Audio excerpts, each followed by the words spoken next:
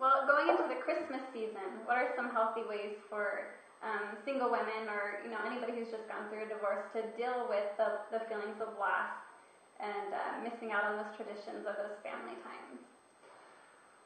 It's really, really a good question. And I'm a guy, and so I get myself in trouble when I talk too much about the matters of the heart, and I just say, it's no big deal. You just deal with it. Yeah. We have been handed a bad situation, and we are forced, whether we like it or not, to make the best of a bad situation. And moms have to create some kind of continuity of the family when it appears as though there's no continuity there, And that is a huge challenge.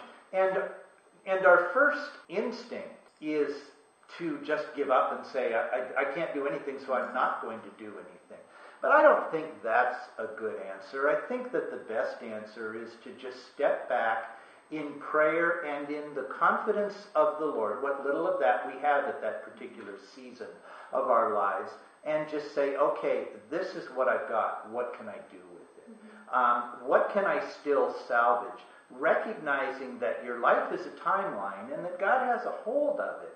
But it is a timeline, and this year may be really, really bad. Next year will be better, and next year will be better. Because as we tie into the Lord Jesus, we find that He stabilizes our lives. But there may be things that we just cannot do anymore, but there may be some things that we can. And then next year we'll add some new things and some new traditions.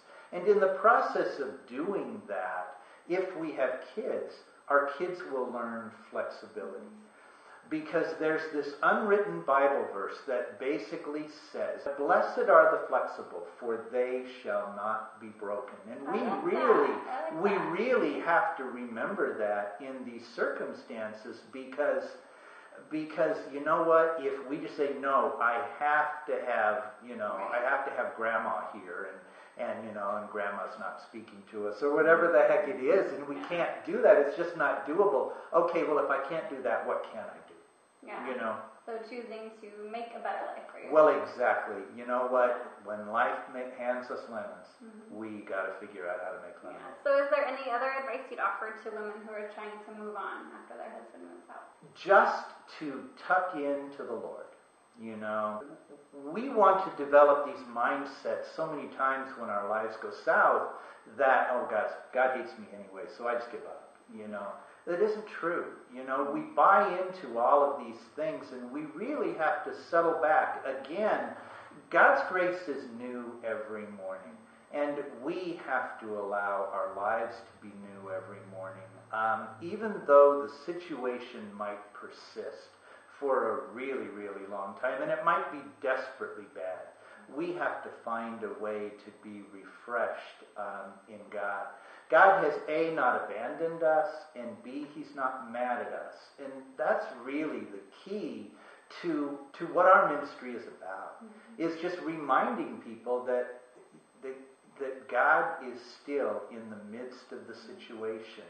And yeah, it looks bleak, but there are still things we can be thankful for. And we can still tuck into God and allow Him to minister to us and to bring us through it with hope that we're going to have a time when we get it. And just the idea of being tucked in just makes me feel really safe. Yeah, So exactly. Yeah. Exactly. Well, thank you so much for your time. Well, fun. Yeah. Just enjoyed the interview. We will put it up on the great big internet. And I learned a lot, so I appreciate it. Well, very, very good. All right. Well, that's it for our first video blog. And so we hope you enjoyed it. And there will be more coming from both of us as we figure out how this internet works. All right.